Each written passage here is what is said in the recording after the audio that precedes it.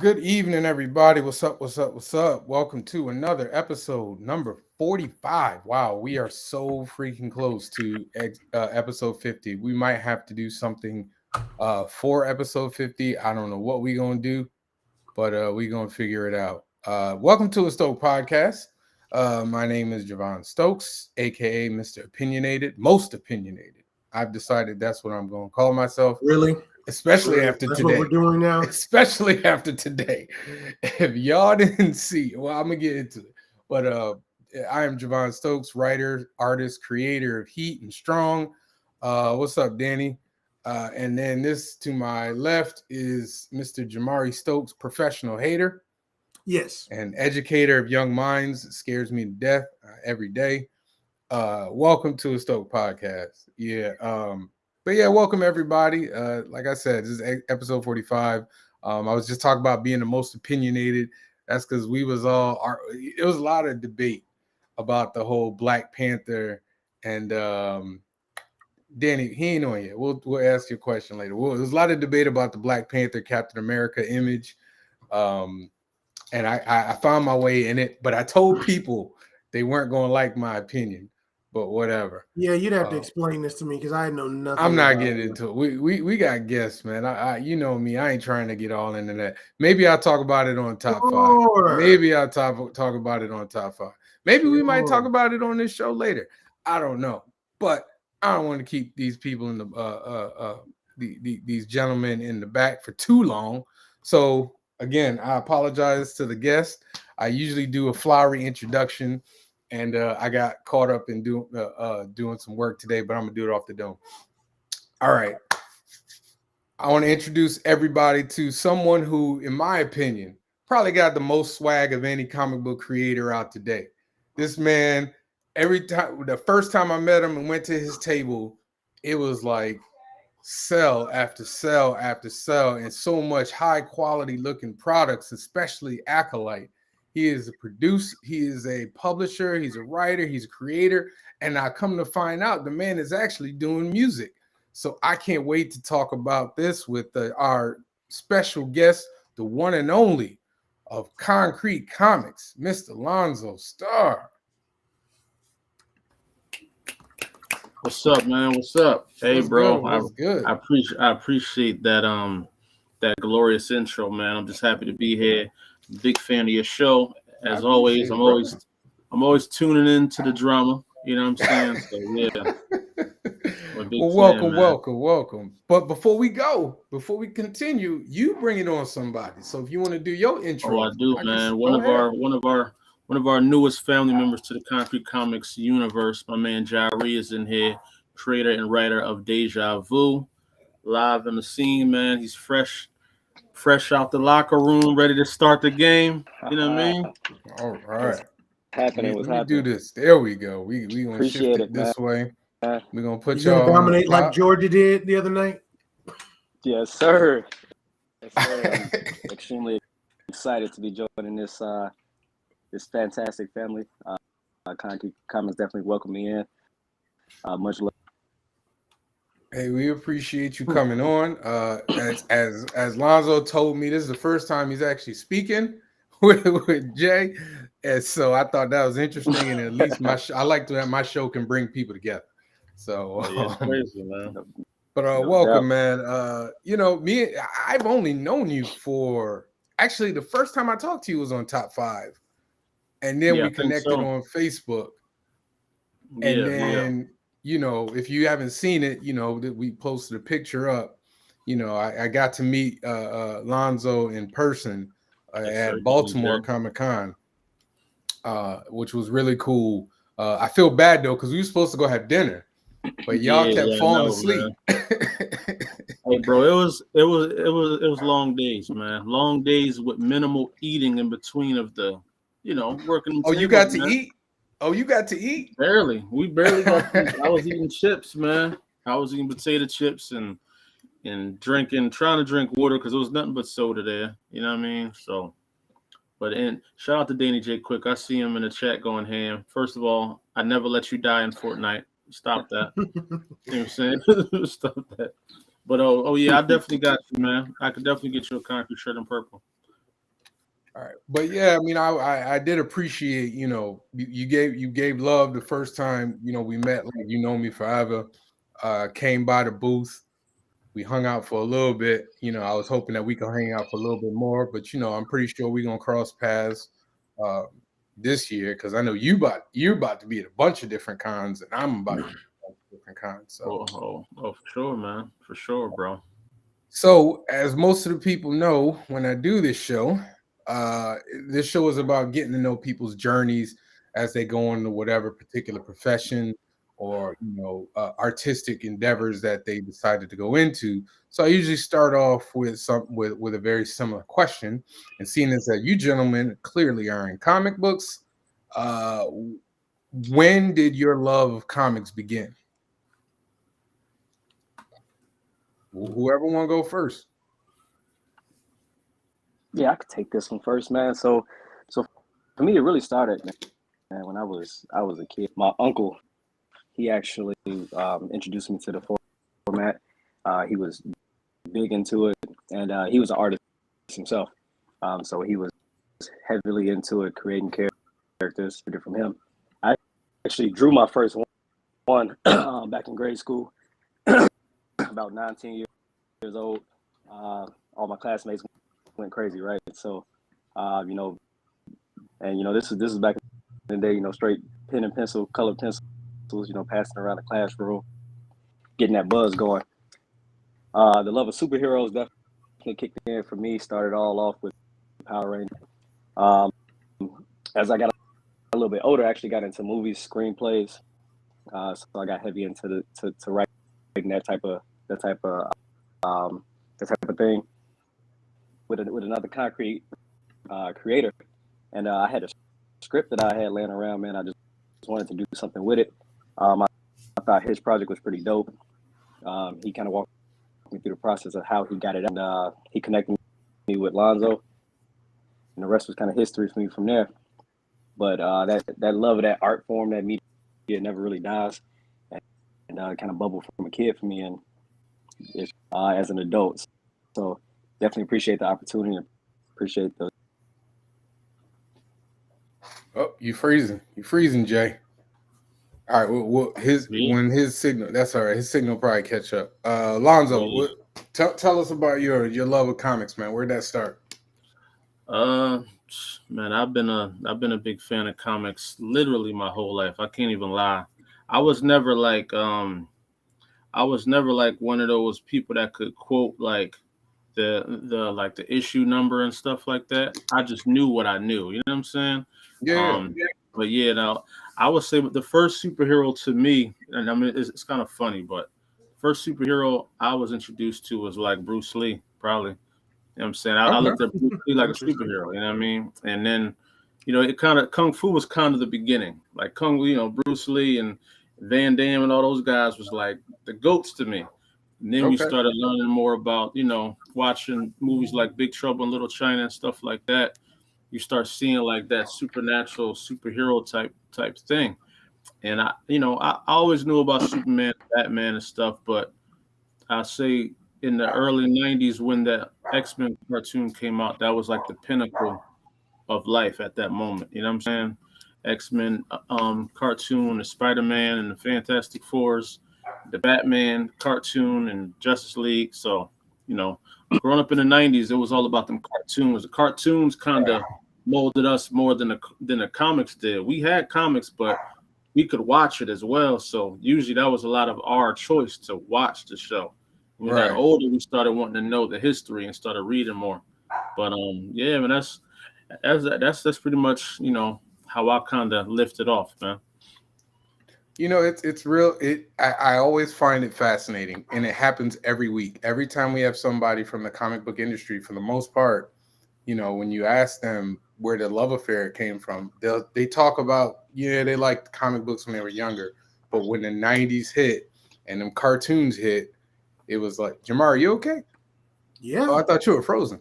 All right, no. You just didn't move for like 2 minutes. I was like, whoa, he's frozen. But when people talk about the love of the X-Men cartoon, Spider-Man cartoon, Batman the animated series, stuff like that. you know, it's always interesting to me how like that one like that one era of comics like launched so many, like made so many fans of the medium. So, you know, you guys talk about the cartoons. I'm gonna start with Lonzo. What were your favorite comic books growing up? Like before you became in the industry, what were your favorite comics? My favorite comics. I say the first ones I got.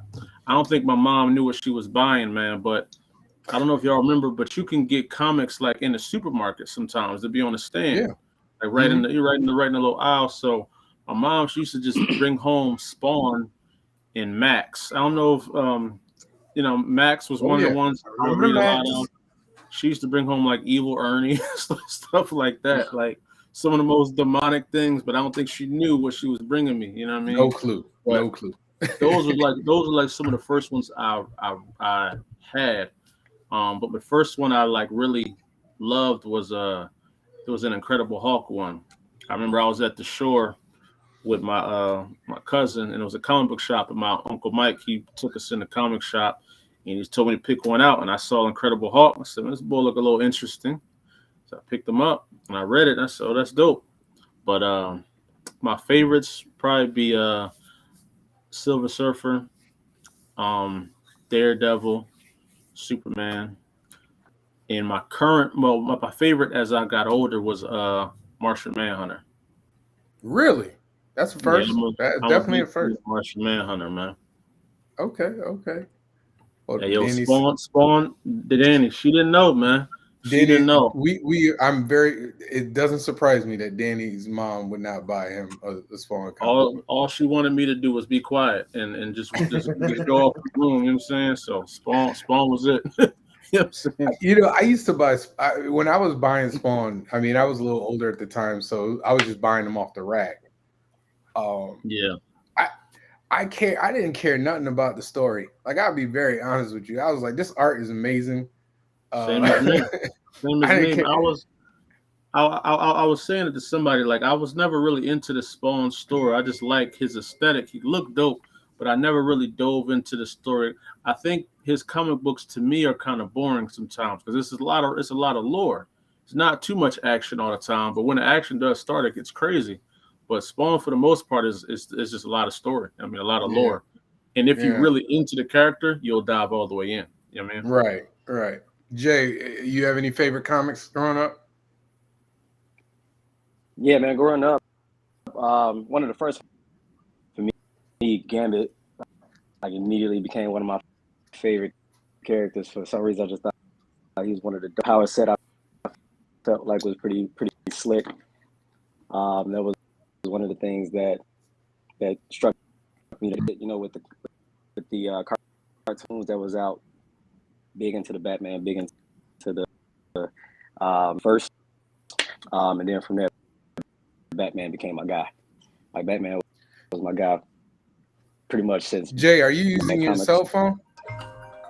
Are you using your cell phone or your laptop? Oh, you can't hear me? You got the martial arts, you know, when you talk with the mouth, and so you might, if you could do your laptop, you probably easy to do the laptop. Don't worry, we gonna be here, so do what you got to do. Yeah, for sure. Okay, go ahead, Jamari, before I keep going. So, Lonzo, you mentioned kung fu movies. Did you have a favorite one coming up? Because I definitely spent my time watching a lot of kung fu movies, especially growing up.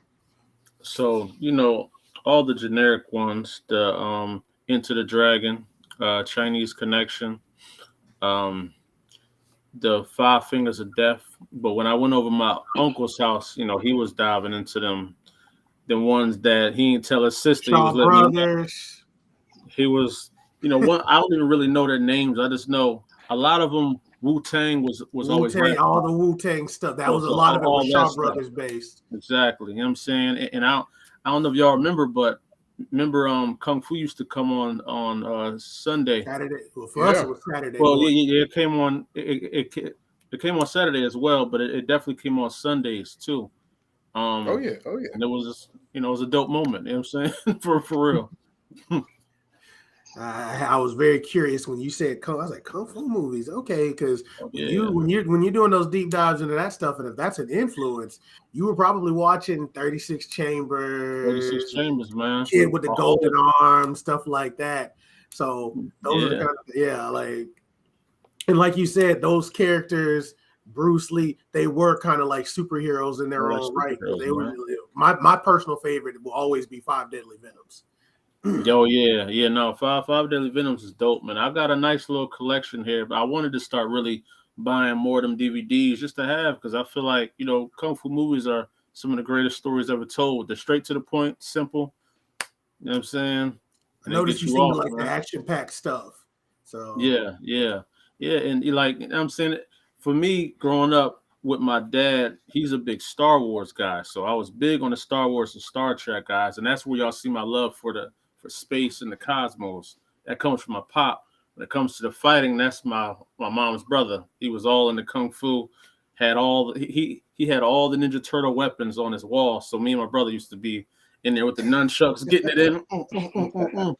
I mean, he had the ninja side, so yeah, like that was kind of my gateway. And as y'all know, during that time, Sylvester Stallone and Schwarzenegger were superheroes as well.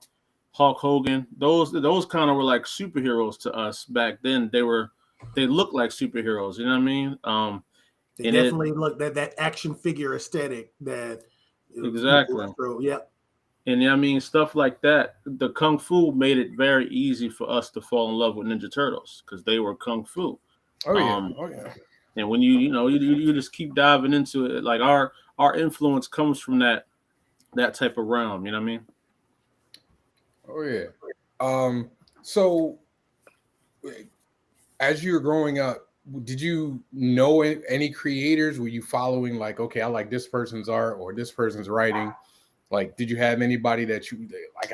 Every time, like, I'll give you an example. Anytime George Perez did something, I was buying it. Like, it doesn't matter what it was. Like, I was like, all right, he's got my money. Like, did you have anybody like that? So I used to be somewhat of a good cartoonist, man. I used to be really good at cartooning, but I didn't harness the skill, and you know what I'm saying, it faded away a little bit. But I never really I was ignorant to the source. I was just reading the material, you know what I mean? But I did have an eye for the things I liked, and whoever was drawing, well, of course it was probably Jim Lee mainly.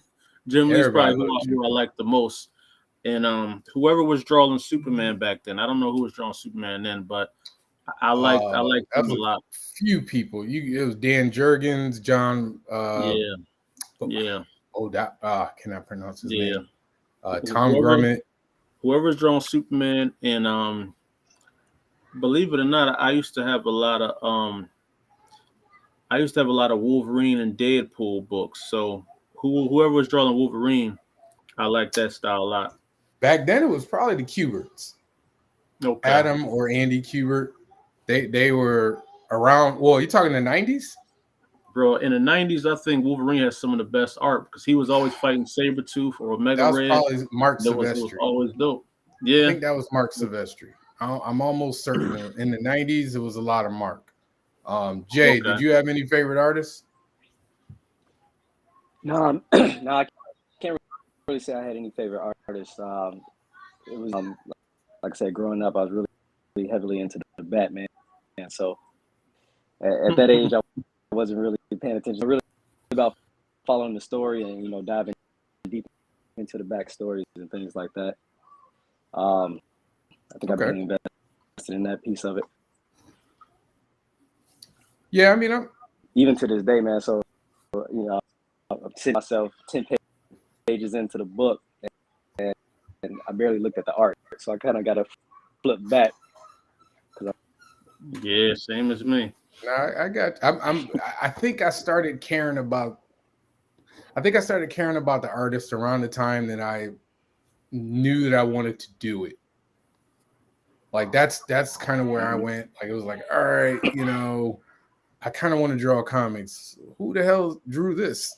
And then once I figured that out, so before we get into concrete, right? Because we're gonna talk about Concrete because you know this man doing big things. Lonzo, what was your first like book? Like, how did you get? Let me rephrase it. How did you get from being a fan to a professional? Like, what was your first project? Well, I didn't discover indie comics till about 2017.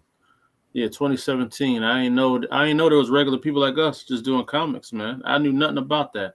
I had a song called Clark Kent, and I was going around just doing, the promo thing. And it was a Comic-Con in town. I said, well, what better place to promote this song Clark Kent than at a Comic-Con? So me and my boy, we got some tickets and we went to the Comic-Con, and being in the Comic-Con is what kind of stirred the pot again of my love for comics. Because, I wasn't really reading comics like that. All the movies were coming out and stuff like that. So I was still in the movies. I've always been knowledgeable what's going on in the comics, but I wasn't really reading them like that. So with that Clark Kent song, me going to the Comic-Con, that kind of rejuvenating my love for the culture again. Then soon after the Black Panther movie dropped, that was like another punch in the face. But my boy, he had saw like a comic animation of a character called Dark Eagle on YouTube on Facebook, and he sent it to me. It didn't have no music behind it, so I hit the dude up like, "Yo, can I make a theme song for this?" He originally said no. I said, "Listen, bro, I'm not charging you nothing. I just want to do the song." Yeah. So he agreed, and he sent me his script. And when I saw the script, that's when I saw how similar writing a song was to writing a comic book. And that's when like my boom, I said, "Oh, I can make a comic." And right then, I've always thought about Acolyte my whole life, and I just decided to try it out. And the problem with me is, man, when I try stuff, it always somehow turns into a business. Every time. I didn't plan on like having a publishing company. This was never in my plans. But when I do something and I see there's potential in it, I can't do it small. Like I gotta do it see if big. I can go all the way. You know what I'm saying? And that's kind of what happened, man. Once I started putting it out, researching the industry and getting pinups for, I had to learn everything. I didn't even know it was like a penciler and an inker and I thought the guy that drew it was the guy that wrote it. I didn't know nothing. So I kind of learned everything in that 1 year. And once I started figuring it out, I said, okay, so this is kind of how we can get it done, you know what I'm saying, and how we can do it. So yeah, man, 2017 was when the wheels started turning. 2018 was when I started trying to put it out there and just promoting it. And 2019 is when we dropped. So I kind of had like a 2-year learning period. I met brothers like Jamil Leslie with Absolver and Anaji with Odina, and they were already ahead of where I was. They were some of the people I've found on the journey, and we decided to link up and just try to do something amazing, man. But that's the true origin of Lonzo stepping into the comic book world, man. Man, that's amazing, man. I mean, and I do, I appreciate that you made a point to learn the business and learn, the craft, because a lot of people, they don't care, they just kind of feel like press this button. They think, a guy presses a button and the book is made and it's supposed to be easy. Yeah. But I appreciate that, that you learn the business and learn the craft. So let's get into Konkret Comics, man. Now you said your first book was Acolyte. Yeah, my first book, first and only. Oh wait, wrong one. I hate when I push the wrong one. So yeah, I got to tell you, it's a very striking design, man. Like, and it's very, and there's not a this. It's simple. And because it's simple, it's iconic. A lot of people, when they create their characters, they make them, it's all like belts, buckles, busy, and it just looks like, number one, it looks like a pain in the butt to draw. Yeah. But it looks forgettable.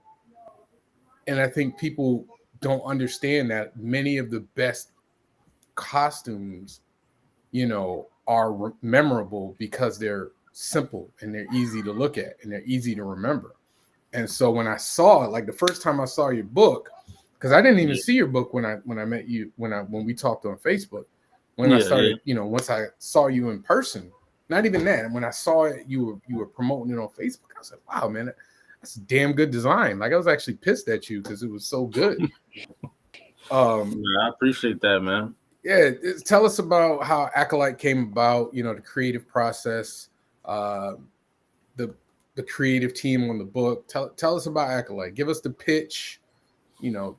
Let us know. So, Acolyte. Well, I would say this: the basis to his design was based off of me. I kind of wanted to, when I was younger, and I used to draw. Every character I would draw them either as a black man or as myself. Like I was drawing me as Wolverine, me as Superman, me as Spider-Man. I was always the hero in whatever I tried to make. So when I made Acolyte, I just thought about, what stuff that I love and what I would want to look like and what I would want to embody as a superhero, and also how to exaggerate that to make it entertaining. You know what I'm saying?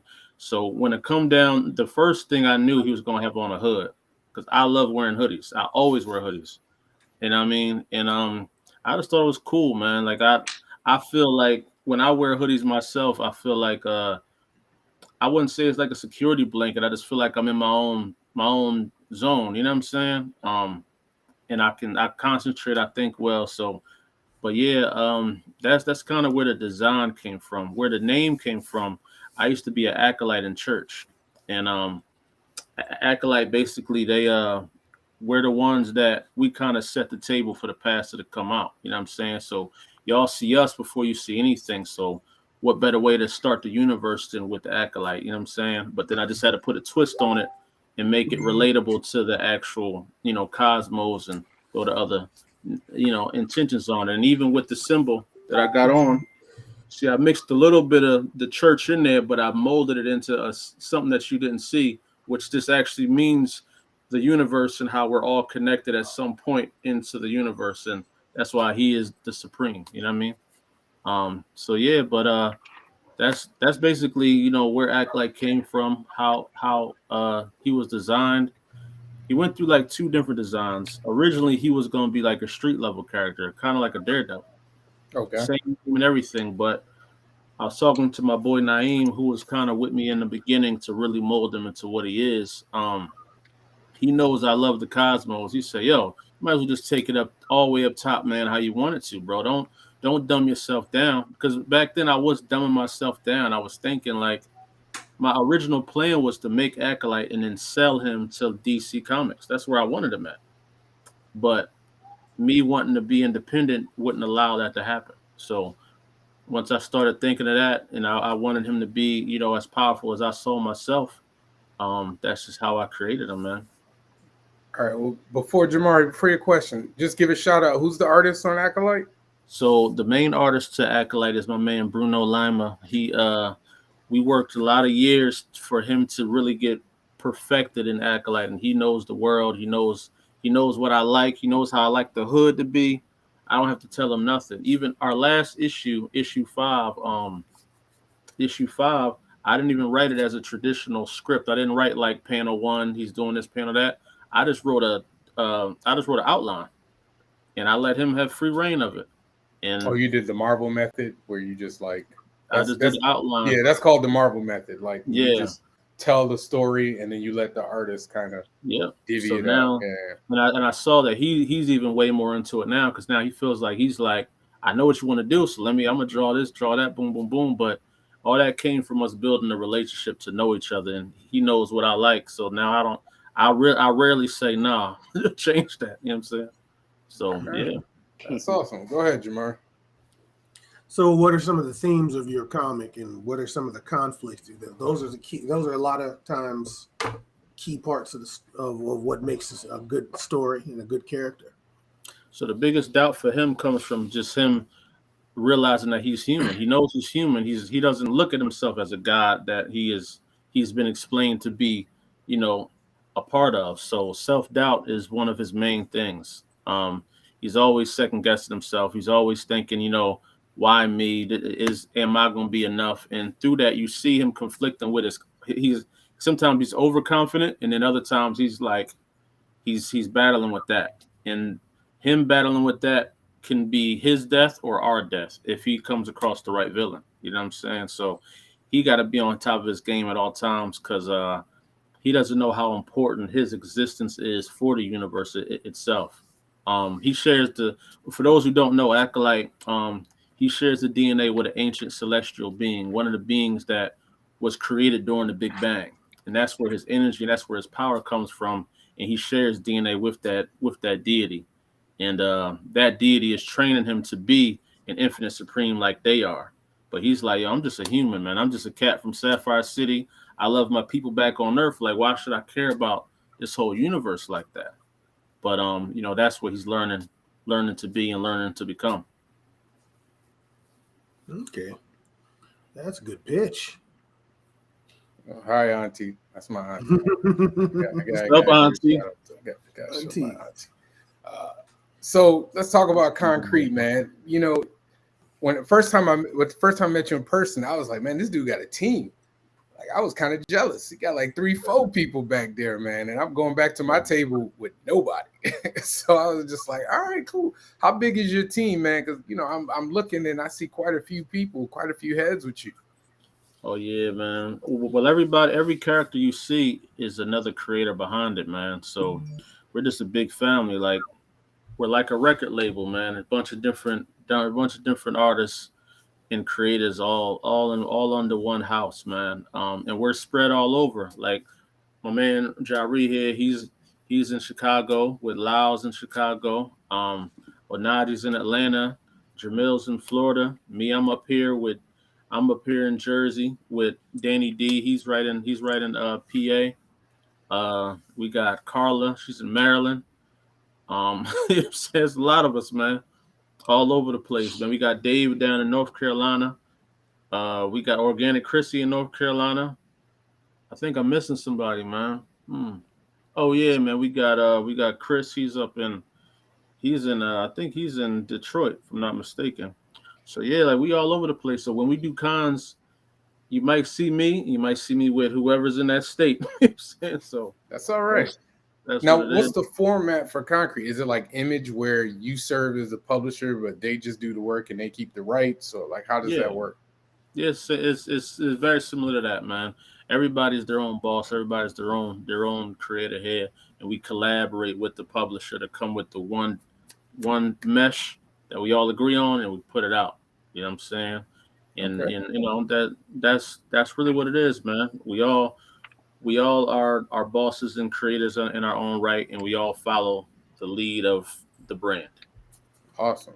So before I'm gonna get to Jay, but Marcus asked for any tips to build a bigger, stronger team. You can do a lot with less is more, man. All it takes is one other person that's like-minded like you, man, and y'all could take over, bro. For real. It started off with just me, Jamil, and Anaji. And we went stupid out here, man. You know what I'm saying? Because we had a mission.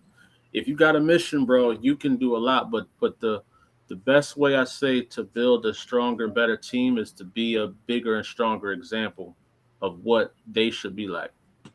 You know what I'm saying? Kind of gotta give people something that they want to follow in order for them to want to follow you. Yeah, that's real. I forget who I was talking to, but it might be Tyler. It might have been Tyler. Tyler was saying how you gotta. I don't know if it was Tyler. Anywho, the person I was talking to was basically saying that if you have a vision, you just gotta make sure your vision is strong enough that other people will want to get behind and feel empowered behind it. So I'm with you right there. Yes, it's facts, man. It takes to be a good leader. You got to be an outstanding follower, man. You know what I'm saying? I follow everybody that I'm with.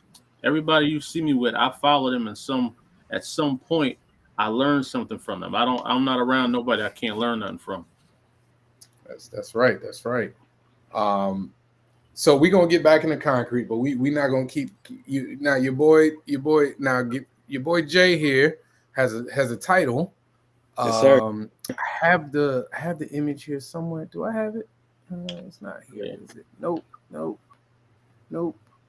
Ah, don't worry about it. I got you. Tell us about your title, man. Tell us about your upcoming title. Yeah, so my upcoming title is titled so Deja Vu is really just something that I have been cooking on. It goes back to that initial comic that I spoke about earlier that I made back in the day. Go back then, and so a little different path than Brother Lonzo there, where he goes. I really wanted to keep it street level. My character is definitely inspired by some of my heroes that really stayed a bit more grounded in reality, and that's one of the things that I wanted to make sure that I ingrained into this character. It's a bit autobiographical in nature. Obviously, I'm not a superhero over the head overnight or anything like that. But some of the real life elements of about my real life and real life events, and that's something that I hold. The overall theme of the story is this organization comes into town, hell bent on power, looking to take over, and pass with our protagonist by the name of Malcolm Crown. Him and his family, very very in the community, very philanthropic in nature. Yeah, there it is. So that cover. Told you I got you. My man. So yeah, looking to wreak havoc. They're really looking to take what they feel like is theirs. I'm delivery as possible here, but they're definitely looking for something in particular, and they need that from Crown and his family. So as he starts to engage with them, he understands how it ties into this organization's history, and some of those things kind of. And now he's faced with this extra responsibility and this sense of responsibility to stop him. Dive heavily into just that burden of responsibility. I feel like that's something, and that's something that we explore pretty deeply. Definitely inspired by some of you'll see some deep storytelling that's intertwined with some pretty combat scenes and things of that nature. So I'm definitely excited about it. I saw a couple from Brother Lau. For those of you who don't know, Lau is the one that I really crossed paths with. He was a tremendous help. Like I said, he opened the door for me. He had the Watchmen out.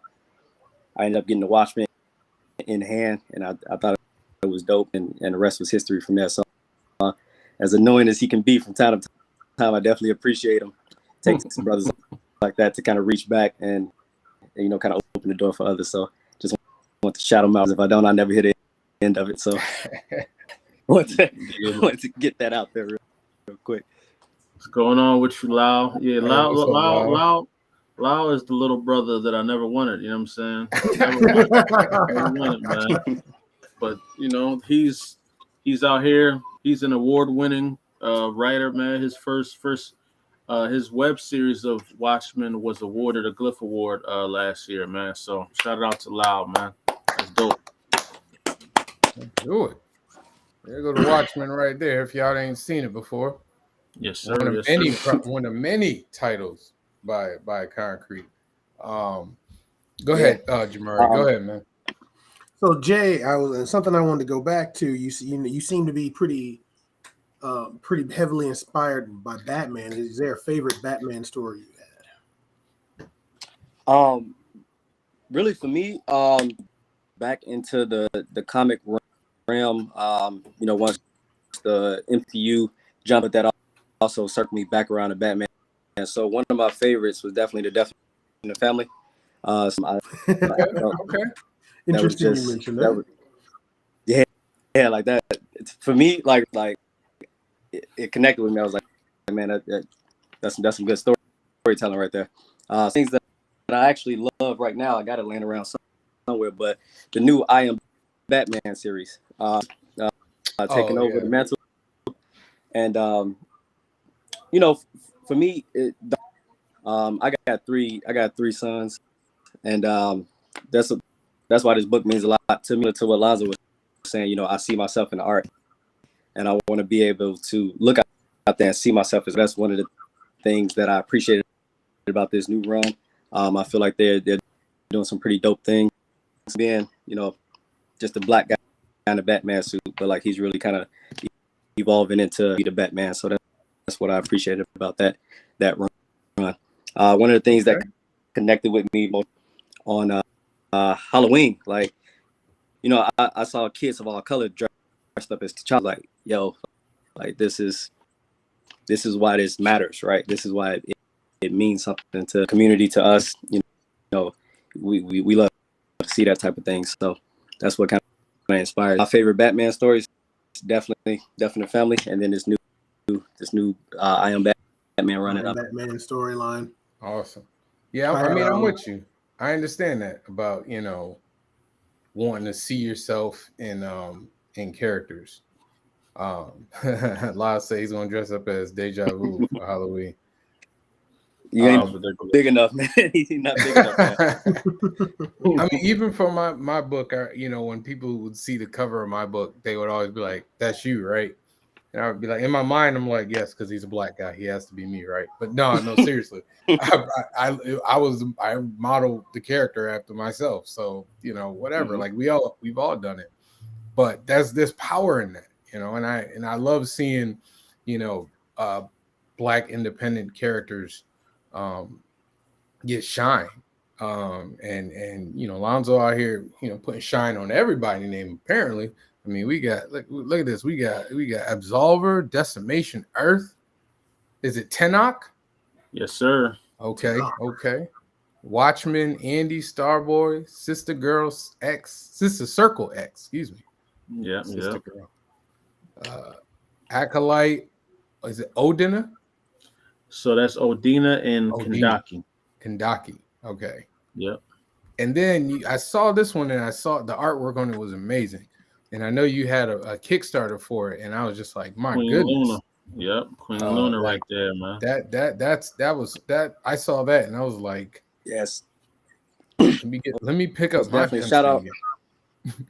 Okay. Yeah. Shout out to I'm glad you actually brought that up. So we actually share the same artist. So Ian Sebastian, fantastic artist, man. One of those guys that print and he makes it his own, super collaborative, which is one of the things that I appreciate the most, especially near and dear to you, this type of project. So definitely a fantastic artist. Oh yeah, absolutely. So I want to, you know me, I like talking business. I love talking to business of comic books. He might be my next artist. I don't know, Lyle. Maybe, man. I like talking to business of comics. So the format you guys have at Konkret is you work through Kickstarter, correct? Not necessarily. Kickstarter is more like just pre-orders for us, because our Kickstarters, you always get exclusive covers that you'll never get again. You get on our Kickstarter, but it's basically all our books are always done before the Kickstarter. Kickstarter is just to help us get back to the green line that we invested. Kind of, you know, just help us get our investment back. Once we get that investment back, everything is green light from there. Awesome. You know what I mean? That's beautiful, because you know I know a lot of people lean on it Kickstarter from a financial point of view, as if, you know, it's not for that. But you know, I know I was talking, you know, Brian Lambert, you know, he's been on and he always talks about how, you know, the first Kickstarter, you know, should pay for your second book or something like that. Or your first book should pay for your second book, something like that. So yeah, it's good to hear. Jamar, are you there, or are you going? I'm here. All right, go ahead. So when you what are you usually, what is your how many people are usually in from Konkret when you are at a convention?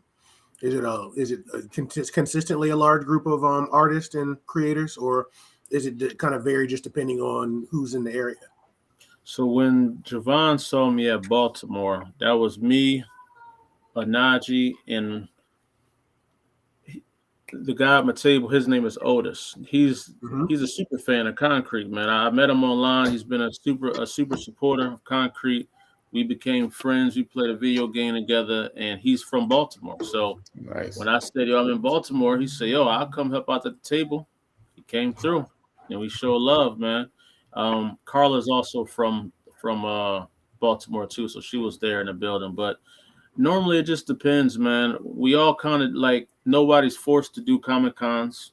You know what I mean? If you don't want to do Comic Cons, that's on you. But if I'm doing a Comic Con and you say, "Yo, can I roll?" I'm not gonna say no. You come through. So yeah, it's really just if you want to be out there, you want to be out there. But me and Anaji, we usually link up and go everywhere together, man. He's very motivated, he's very very driven to just be out here and spread the knowledge of his comics, man. So whenever he see a con, he asks me if I want to go, and likewise, I say, So, "Yo, I'm doing something up in New York. You free?" If he's free, he's coming through. how many do you usually do? Do you get generally? How many do you do in a year? Last year, I think I did. Well, the smaller cons, I don't really count them. Those like 1 day pop up things that you just stumble upon. But if we talking about big cons, I think I did about 6 or 7. Okay. And most of the time when I con, it's from spring to like the fall. Hmm. I usually don't do anything January through March. It usually starts April when I start going out there again. Is there a reason why? I guess we doing a lot of business, a lot of setup for the rest of the year. In the beginning of the year, doing these interviews, going online, setting up Kickstarters, doing that stuff. So by the time I feel settled in the year, now I'm going outside. You know what I mean? Hmm. So I mean, yeah. con season usually is busy around that time anyway. I mean, from like Right. April, from like April Yeah. to October. It's usually around April to October is when Yeah. it's heaviest. I Mhm. know, Oh yeah. For sure. we were just talking offline. I'm trying to do Garden State, Atlanta Comic Yeah. Con. I wanted to do Cleveland. What choice when you're choosing a con? Which is it? Just whatever you feel, or do you go by? I heard it was hot from this person. How do you determine which con you do? For me personally, it may be different than the other people on the team, but for me, I look at the sales sometimes. I look where people coming from. Like, oh, there's a lot of people in Baltimore, man. We might as well go out there. And we go to Baltimore, and there's a lot of fans out there, man. A lot of people coming up to the table. So I kind of base it off that. I base it off of IG. I make posts. Hey, which city y'all want to see us come to? People be like, hey, y'all coming to y'all coming out to Cali? I did a book signing out there. A lot of people came out, showed love, man. So yeah, I kind of base it off of those things. So you've been to the Yeah, West Coast. You've done this on the West Coast. I've only did Cali, but I have been invited to. There's one in Green Bay that I was invited to, and one in Vegas. So I'm gonna try to do that, but I Try. really You gonna try to I do have. Vegas? Hey, you better I'm do gonna try Vegas. to. Out, Hey, you man. better do Vegas. I'll take it from you. Give me that tape. I want to. I want to, man, but I feel like there's so much I haven't done in Philadelphia yet, man. You know what I'm saying? I really want to master the East Coast because like y'all know, it's so much we have here on the East Coast, all the way up from New Yeah. England down to Atlanta. We got like 7 major cities. That could be your whole year right there. Oh yeah. Just staying on the East Coast could be your whole year. That is my whole Going year, really. going from top to bottom, ending down in Florida. You know what I mean? And I haven't even made it to Florida yet. Yeah, I haven't gone to Florida yet either, but Florida got some of the best cons I heard too. Yeah, So. I know there's one in Miami that I was trying to do last year. I usually try to do places where I have to drive to, or where Okay. the flight is affordable, because finances and all that start to get into it. Well, that's cool, man. Go ahead, Jamari, before I go on. I noticed you mentioned some gaming. What games are you playing, sir? Or do you even have time anymore? Oh yeah, nah, man. So Concrete Gaming is a big part of our community outreach. Like right now, our Discord is kind of crazy, man. We just started it. We didn't really launch it out to the public, but it's a lot of people in there, man. And comics and gaming and comic kind of go hand. Most of us are the same. So I've always been I've been a PlayStation guy. I'm saying I'm a PlayStation man, and we play. Well, we just got coerced into Fortnite, and now that's became like life now. But Fortnite, we play like Marvel's Avengers, DC Universe. We about to play Ghost of Tsushima on squads. Ooh. So like, yeah, man, we're kind of all over the place. And shout out Midnight Comics, man. He's like my partner in the gaming world. Like he does a whole gaming community. He's the guy when it comes to like understanding how to mold it together. So shout out to Midnight Comics, man. That's my brother right there. And yeah, man. Like Concrete Gaming is probably one of my favorite things because it's like therapy outside of work. You know what I'm saying? So That's good to know. I hate y'all artists. I of the two of us, I am the gamer. Ah. I got time. That you can see the Yeah, PlayStation in the no. background. So Oh yeah, man. No, I man, got time, man. I got to draw, dude. I can I tell understand y'all you. one thing. Just in 2K. So just put that out there. If you got 5, let me know. Oh, you 2K? I fully admit I've Listen. never been great at that. I was always a fighting game player, and I used to play. I like Madden. I was into Madden. I was all right at Madden. Yeah. I wasn't great. Oh no, I was good in Madden. I ain't gonna lie, man. I stopped playing 2K when it started. Like I understand the my player, but I like just picking a team and busting you down with that. I don't wanna have to build a player where you can barely play defense on them because they're just shooting from half court.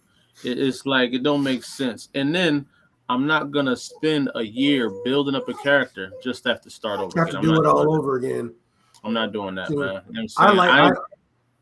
I ain't got time for that. So that's what I got time I don't brag about much. Yeah, we like that in 2K. I hate you writers and you're being able to play video games because you only got to write. I hate you. So are you doing Concrete full time, or do you still have to do it in your 9 to 5? I would say it's almost. I probably do this more than my 95. I do this 24/7. You know what I'm saying? It never ends because I'm a publisher, but I'm also a writer. So right, I have to. Most of my time, I barely have time to write. So most of my time goes to the publishing side and just making sure our universe stays as full and entertaining as it is. And then I'm a husband. I got kids and stuff. So that's the number one job first. You know what I'm saying? And then yeah, man, like I think Concrete is a full time, man. It's 24/7. I do take days off now. You know what I'm saying? I've gotten better. I take like I think I take like Saturdays and Sundays off, I believe. I'll do interviews those days, but I ain't answering no calls. I don't do none of that. Yeah, I picked Saturday as my day. Saturday was like, I'm not gonna do anything on this day. On Sundays during football season, that's my days off. Football season's all over, then I get back to work. Yeah. I'm with you. Jay, you have you done any cons, or are you planning on doing any cons? No, I haven't had the opportunity to do any just yet. Definitely plan to. I was on my list, as I already mentioned. C2, E2 for sure. Definitely want to be. I like the idea of the Baltimore and Atlanta con for sure. I know they had a gear. I got a good friend out there in Baltimore. We talked about it. I think he had last time around. Just check it out for me. So those would be at least the 3 on my list.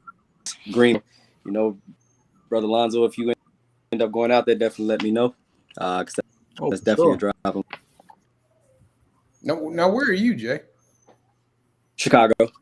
Oh, Chicago. Okay. Yep. Okay. So Yeah. I would love to Chicago do people lately. C2E2, but the flight, man, it's the flight and the hotel, and it's just, Yeah. and then it's so hard to get into C2E2. It's just like Yeah, it's I'd be hard, like, man. it ain't worth it. It's like a New York Comic Con. It's almost as Oh bad as yeah, New York man. Comic Con, dude. I Mhm. just like, man, I ain't even.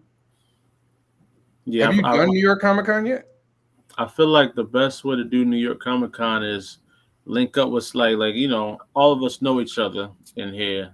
You gonna like if I got in somebody like I might bring Midnight Comics with me because Right. we can it costs a lot for one. It's like I think it's 5 days. It's exhausting as hell, and yeah, but usually that's how a lot of people get in. Man, a lot of people they share their booth with somebody Yeah. else to get in because it's hard, man. Because all the celebrity artists and creators they're getting them tables. So Yeah. unless you can get in early, you know what I mean. Nah, it don't even matter. It don't even matter about getting early, man. Because I tried that. I Yeah, was right by my computer waiting for it, and it was like, oh, they open, boom. Oh, gone, huh? yeah, Jeez. but Dragon Con is like that too.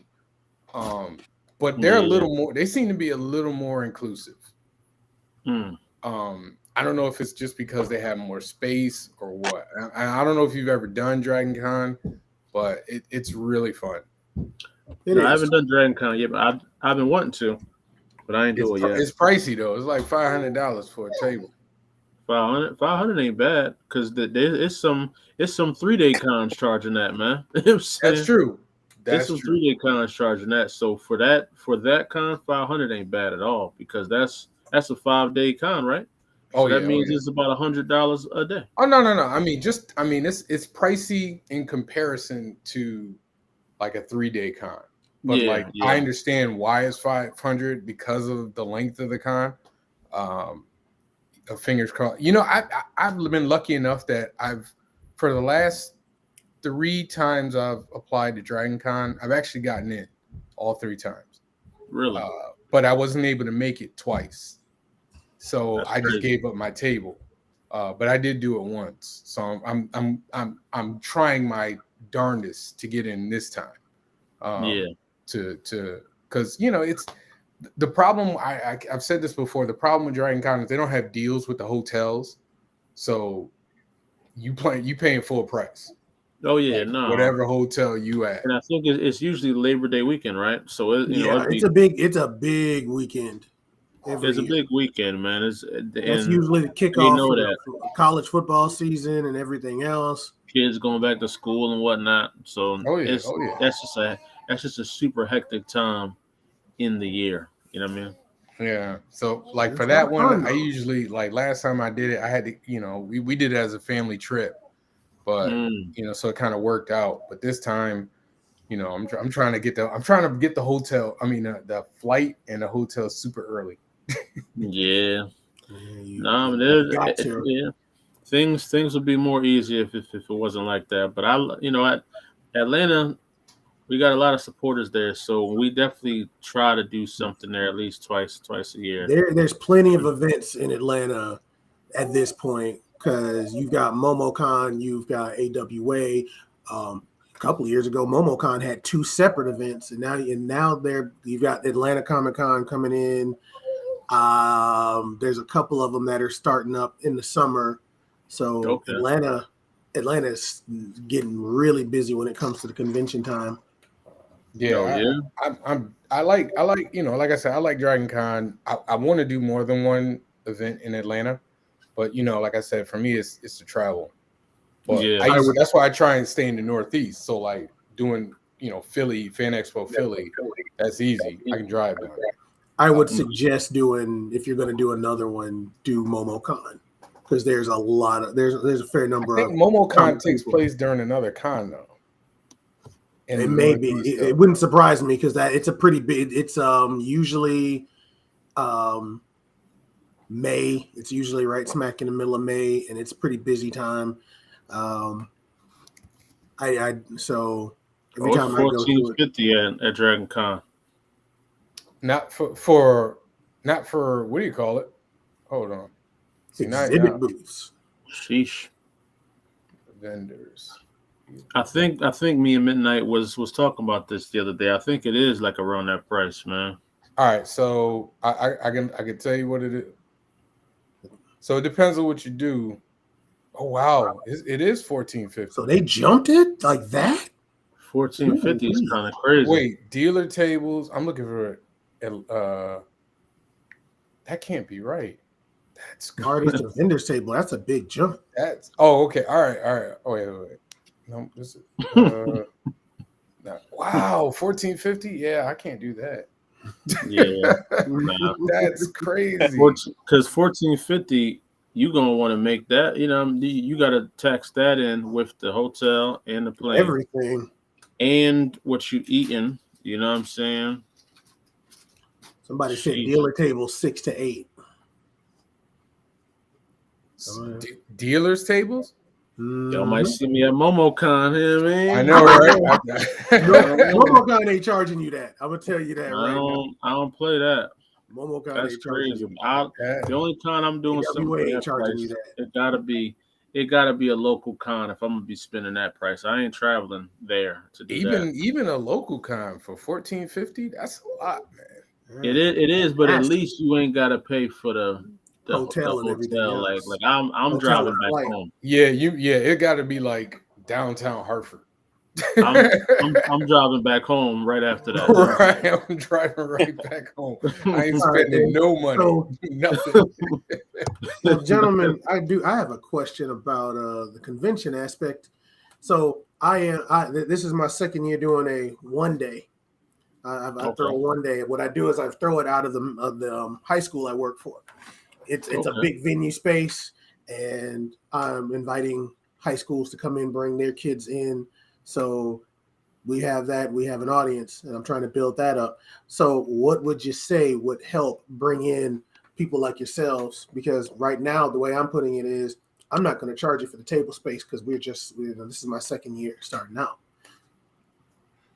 I would say just put the invite out, man. Like me personally, man, that age group is who we gotta get. So that's a key source. If we get them in the high school, junior high age, they're gonna grow up with us. Like we grew up with the people we love. We grew up knowing DC and Marvel. That's why we still love them today. So if we can catch them younger, show them the representation that they can get, then that's up. So it's as simple as me knowing about it, man. If I can work it out, I'm there. I agree. Oh, okay. Hold on. I got you. So Artist Alley is 400. Okay. Artist Alley booth is 7. Sheesh. And Artist Alley booth with the end cap is $9.50. So it's cheaper than I thought, but still pretty expensive. Well, I mean, 400. That's not bad. Right. It's not great, but I mean, considering how much you're paying for the hotel, and everything. Hotel, plane, flight, you got to eat. I don't know if you got to get an Airbnb every day to get there. Yeah, so Lord. I don't know. It's downtown Atlanta, so either if you can't get into the hotel, you're gonna have to Airbnb it because it's. I'm pretty sure you can't get into a hotel right now. Hotels really hard. The hotels do raffles for that weekend. Yeah, they open it real quick. But as for your question, Jamar, I agree with them. Like, if people come, like, comic book artists, I can't speak for Lonzo and I can't speak for Jay, but I know for myself, I'm always looking for shows to do. Like small, even their 1 day, 2 day ones, just because, I like doing a 1 day one. If you're lucky, I've done 1 day shows, and I've always tell people, I have open disclosure on this. I'll do a 1 day show and get like $800 in one show, and do like 50, 60 books, like on 1 day shows. Those 1 day shows for us help supplement our income to be able to do the bigger shows. You know what I'm saying? Like if you do the math, if I do like one big show right? Free Comic Book Day is where it's at. Yeah, absolutely. I do a show on Free Comic Book Day all the time. And but if you do, let's say if you do 2 or 3 of those one-day shows and then you do a big show, you've made back your big show before you even did your big show, and you've sold books. So, Right. just Yeah, from a creator standpoint, like that whole format seems pretty dope for somebody like Masua environment that doesn't feel as intimidating, possibly. It doesn't feel like such a in terms of resources and things like that. And it's a way to kind of break into that atmosphere. Have like Lonzo said, have an impact on that younger crowd. So that's what I'm trying to do is build that up. We start. I just said last year, a couple of years before, I took my group to a convention, and for most of those kids I dealt with, that's the first convention they ever went to. And then COVID happened, and so I got the idea of like, why don't I bring that atmosphere to them? And we just did a small thing. It came out. It worked out. We had some people come in from the other schools as well. And now I'm trying to expand it out because, like you said, I want to put people like you all in front of the kids I deal with, because I'm dealing with predominantly Black kids population. So I've got my artistic kids. We're taking them down to SCAD where Javon came from, showing them that they can follow that dream if they so choose to. It's just that I want to put people in front of them so that they understand that yes, it's something you can do, but you're going to have to put the work in as well, and let them have some fun. Oh yeah, no, man. I think it's dope, man.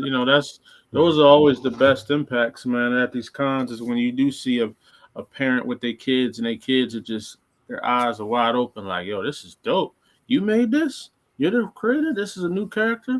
And the kids want it, man. And those are like the dopest feelings, man. I'm not even gonna lie. You know what I'm saying? Seeing kids loving something that you do is really dope. Because they're the hardest ones to impress. You know what I'm saying?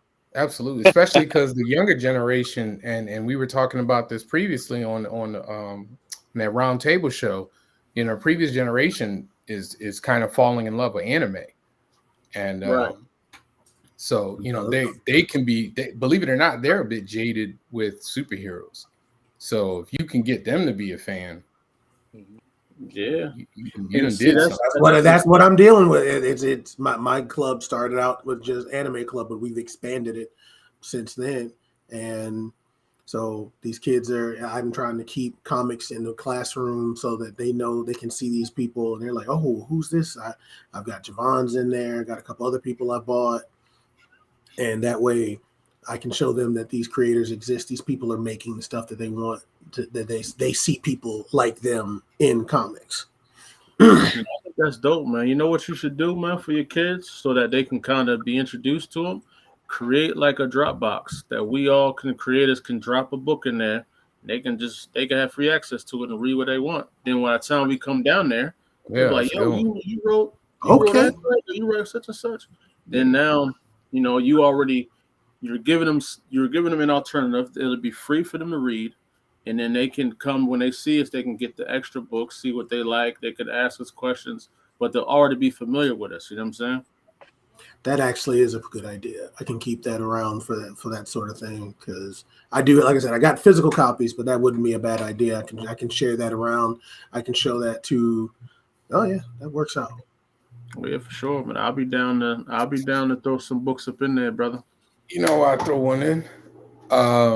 So I want to veer away from comics for a minute because, like I said, I didn't know that you was doing music. Oh yeah. I didn't know that Konkret started out in music. So what kind of music you doing? Because I was trying to find it. So my name is Tunes. Well, Tunesball. It was my neighborhood name, Tunesball. So if you look that up, you'll see more of my music. But Lonzo Star was when I started rebranding into who I am now. But man. I've been a music producer for most of my life. So I was a music producer, but I'm a rapper as well. Okay. Okay. I mean, I would say more of a songwriter, but yeah, I'm gonna have a little fun out here, man. You know what I'm saying? That's all right. But That's all right.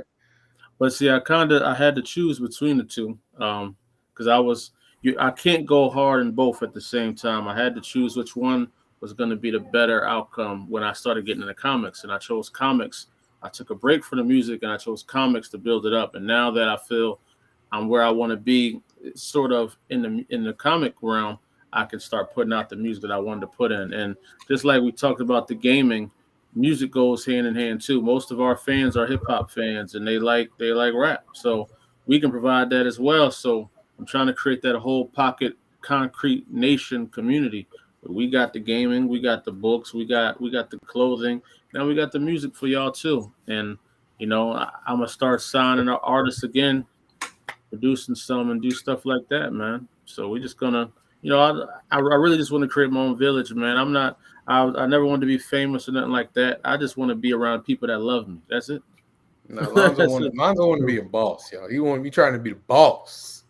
I don't even like that So, word boss, man. I just like seeing things run, bro. That's it. I feel you. That's all I like, I man. feel you. that's a good one. That's good. No, I mean You know I what I mean? understand that creative desire to just man, I want to do this. Let me do this. Like let me do Mm-hmm. this. Let me do this. I mean most people don't know. When I was younger, I like writing songs. I haven't done it in years, but I like writing. I like writing the lyrics. Like I can't do music, but if you give me a beat, Yeah. I can write lyrics to it. And I started doing that for a little bit in my 20s, and Oh then yeah.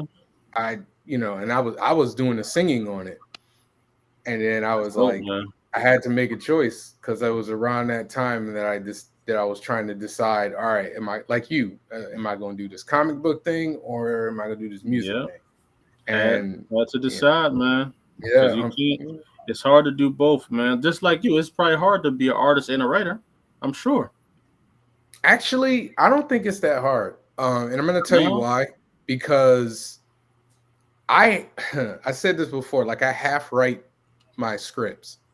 Hmm. So like you could do panel one, panel two, panel three, panel four. So Yeah. I do that. Like I'll write it out. I won't write any dialogue really, but I'll kind of write out the panels, and then Hmm. I'm gonna be like, I'm done. And then I pick up a pencil and paper to start layouts, and I Yeah. might look and I might have like 4 panels on it. Let's say I had like 5 panels on it. Okay, Okay. and then I'll be like, no, this can be 3 panels. And so my brain would just rearrange it well, so it becomes one big creative process. And then Yeah. once I finish the art, then I come back and I do the lettering, but the lettering is me writing the dialogue. Okay. Yeah. You know what I mean? So there are all kinds of shortcuts that make it easier to write. Like it neither is hard because I enjoy it. To me, the hard part about all this is marketing. Oh yeah. And see, I think that's what helped me with getting into the comic realm, coming from the music realm. I was already hell bent on marketing and promotion and branding. So, comic books is easier than music is, because music, you kind of got to convince somebody why should they believe in you, because you listen to the people you believe in, and Right. you feel like their story either inspires you, or you want to be them, or it's something about this person why you want to listen to them. Whereas with comic books, if I show you something that looks cool and you like comic books, you're gonna give it a chance. I don't have to really convince you. I just gotta show you. Like, yo, check this out. You be like, yo, that's dope. What's it about? If you like what I say, you're probably gonna buy it. Yeah. In music, Hmm. you really gotta sit there and listen and be like, now they judging how your voice sounds, they judging how your flow is. What are you talking about? Are your lyrics good enough for me to skip to the next track? So it's Right. so much more goes into music and how you capture somebody. When you come from that type of environment, comic books, it's kind of easy, man. Well, for me, I'm not talking about like selling. Like you saw me, I can sell. Like if, Yeah, if I'm yeah, at a con, selling is easy. Like, I got my pitch down, I know what I'm saying, blah, blah, blah, blah. But yeah, like online promotion and social media and all of that other stuff, like that's hard for me because it takes time away from the creative part. right, right. You No, know, I like I definitely have get that. to dedicate like I have to usually I dedicate like 10 a.m. to like 11, like 9 a.m. to 10 a.m. I'm like, all right, this is where I'm going on Facebook and do blah blah blah blah, and then I gotta put it away and then go work on the creative part. So like that part to me, like I know it's easier, like you know, like Danny Quick. Danny loves social media, He so loves it, he man. enjoys it. I don't Yeah, enjoy doing that. Like I don't do TikTok or none of that. I need to start doing it. yeah, You know, I'm yeah. terrible at it. But No, I ain't gonna lie. I hate social media as well. Like surprisingly, y'all you see me on it, but I rarely ever scroll. I'm usually on it just to do what I do, and then right, I'm back off of it. But right. like when it comes to marketing, I don't really spend too much time on it at all. It may look like I do, but I don't because I usually plan the night before. And the night Oh, before, okay. I know, and I usually promote in between the 6 a.m. to like 8 a.m. realm so it can flow throughout the day. Or usually during the day, you're just seeing me repost what I already posted. You know what I'm saying? Okay.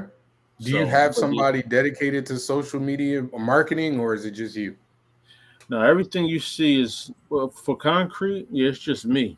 Um, but everybody else has their own pages. They do their own thing. But you know what I'm saying? So when they promote when Jari promotes and everybody promotes, it makes my job easier because I can just repost what they posted and do stuff like that. But yeah, it's a lot of pre-planning, man, that goes along with it. You know what I mean? Just planning the night before. Okay. I will Go say ahead, hearing Jamari. this Oh, go ahead. Jack. is hearing all of this is pretty encouraging because social media was my Achilles heel, man. I talked about this at length.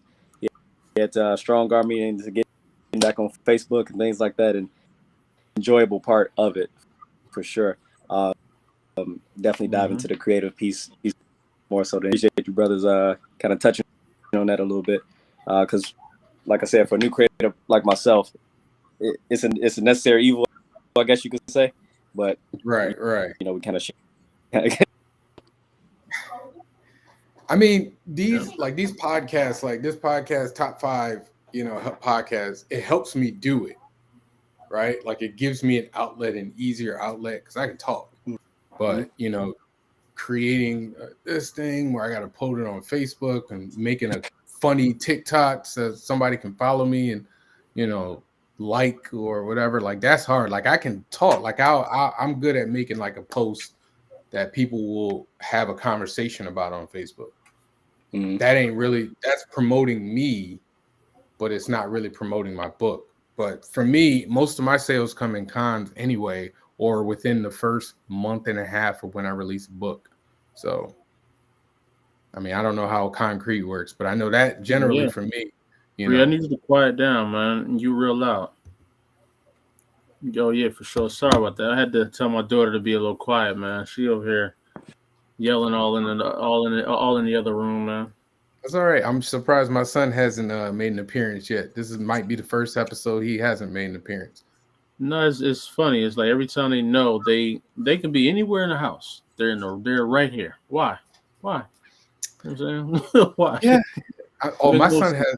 My son's got impeccable timing. He Oh will yeah, sit quietly until I need to hear something when I'm watching TV. yep, If I need to hear it, then he'll start talking. And I'm just like, yeah. It's impeccable how good they are, man. You know what I'm saying? yeah. But we do this for them, man. We do this for them. Oh yeah, for sure, bro. By the way, this image is hard, man. I gotta It tell you, man. is. This is an amazing image. Well, nah, I I love appreciate it. that, man. Shout out to Leandro and Matthias for the colors, man. Just wait till you see that 2023 poster, though, man. I mean, I just saw it. I haven't even shown Jay it yet, man. But your character is in the poster. You know This what one's I'm pretty good too, man. This gotta one's see it, pretty good too. man. Let me see it. saying? Now, are all Yeah, your properties in one universe, or are you all doing your own thing in your own universe? they're all in the same universe, man. Okay, Shared okay. universe. Some are in a pocket dimension.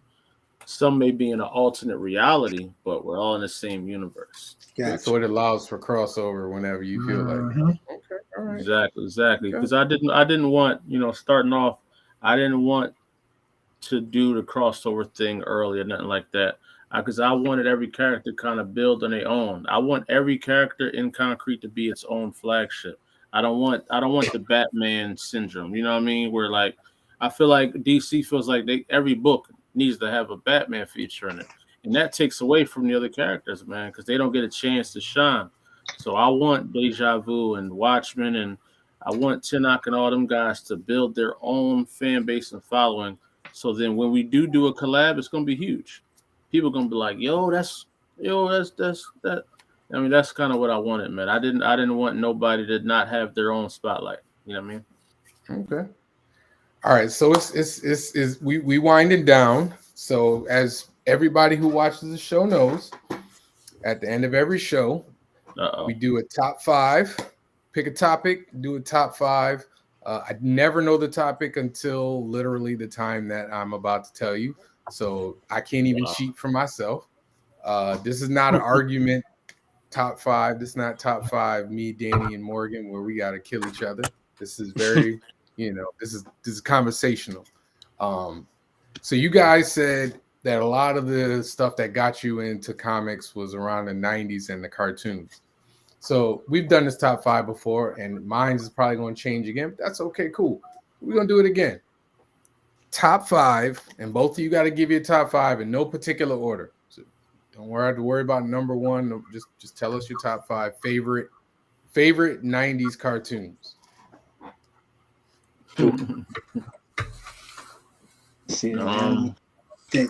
Think. Yeah, get a pen and paper. You gotta write it down. So Lonzo, you going from the dome? All right, go ahead, man. Oh yeah, I can go from the DZ with it, man. Go ahead, man. I got SWAT Cats in there. Okay. I got Bobby's World. You know what I mean? I love Bobby's World. I love Bobby. Bobby's World. That was a good pickup. Huh? That's a good one. That's a good one. Yeah, Bobby's World, SWAT Cats. I like them random ones, man. Well, obviously X-Men is in there. I'm trying to stay away from the superheroes. I was trying to dig. That's okay, dude. Whatever you want to do, man. You know but I gotta throw X-Men in there. That's like ridiculous not to. I say Freakazoid.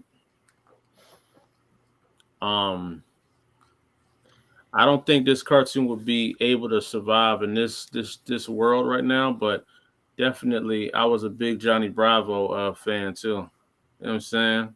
That that's an interesting way to look at it. I don't think the people. I don't think he would he would be accepted with the Johnny getting canceled. Johnny getting canceled. Whole lot of toxic masculinity. Hashtag cancel Johnny Bravo. I know, man. Jay, you ready? Yeah. So I got sure. We'll get the superhero joints out the way quick. Batman animated series for sure. Spider-Man around that time, definitely big into that. But then I go into like Hey Arnold. Like for me, was definitely up there. My number 1. I'm trying to round out my 5, but my like Rugrats for me was Rugrats. Yeah. All right, that's one more. That was my joint. Yo, Bobby's World was definitely one of my hands down favorite. I don't want to. Bobby's World's underrated. It's very underrated, man. A lot of people forgot about Bobby's World, man. Oh, I didn't forget about Bobby's World. That was there. All right. You know what? Wait. Would I be able to change one? Doug is in my top, man. Doug is fire. Who you taking out though? Who you taking out? I take out Freakazoid. Okay. Doug. Okay. Jay, was that your 5? Yeah. So for me, like I want to sneak Cousin Skeeter in there. I know it's not full blown in that same. Okay. Like, man, when I think about what I grew up on, like for me, it's not quite cartoon, but that's all right. We'll take it. Yeah. Cousin Skeeter was the joint, man. Memories around Cousin Skeeter, man. Jamari, yours? So I feel like all of us are gonna have Batman the animated series on it, which is yes. Okay. Batman. X-Men is a yes, but for me, what I loved even more than Batman was Gargoyles. Okay. Gargoyles was amazing, and Gargoyles you could is make a in there. live action Gargoyles now, and it would be fire. Pirates of Dark Water. This is a show that never got its full true due. It was a well written story. They put a lot of money into that one, but because of the amount of money, they didn't get a chance to finish it. Okay. One more. And Dexter's Lab. Okay. So yeah, well, I was keeping my anime off of there because a lot of people they'll say DBZ, Sailor Moon. For me, it would be Cowboy Bebop, but I'm not going to throw them in this on this particular list. I'm not going to. Okay. All right. Batman Beyond, I think it was it 90s or did they hit 2000s on that? No, that was Batman Beyond was in the 2000s, man. Because Justice League Unlimited ended. Wait, hold on. Let me check. I It think might be Justice like League- 98, 99, but I don't think so. Yeah, I think Justice Justice League League didn't Unlimited come out ended like 2000. Yeah. I mean, because like Static Shock came out like 99 or 2000. Batman well. Beyond came out in 1999. Barely. Barely. And see, I wanted to put Kids Next Door on that list too, but I don't think that's No, the series began January 10th, 1999. No, I ain't gonna lie, man. Doug was really big in my childhood, man. You know what I'm saying? All right, let me see how I'm gonna do this. So I'm gonna switch it up. See, these are my favorite. These are my favorites, but since y'all mentioned a lot of the ones that everybody like, I'm not gonna use them. So I'm gonna say, y'all. I don't know if y'all remember this. Bionic 6. Bionic. Is that? I thought that was 80s. That's 90s. No, man, that was 90s. I don't know. Bionic 6 was fire. You don't know Bionic 6? Can't say I heard it. Oh, I can't put it in. It's 87. I was about to say that was saying that's like Ninja Turtles. All right. Well, I mean, Ninja Turtles is 80s too. Exactly. So okay.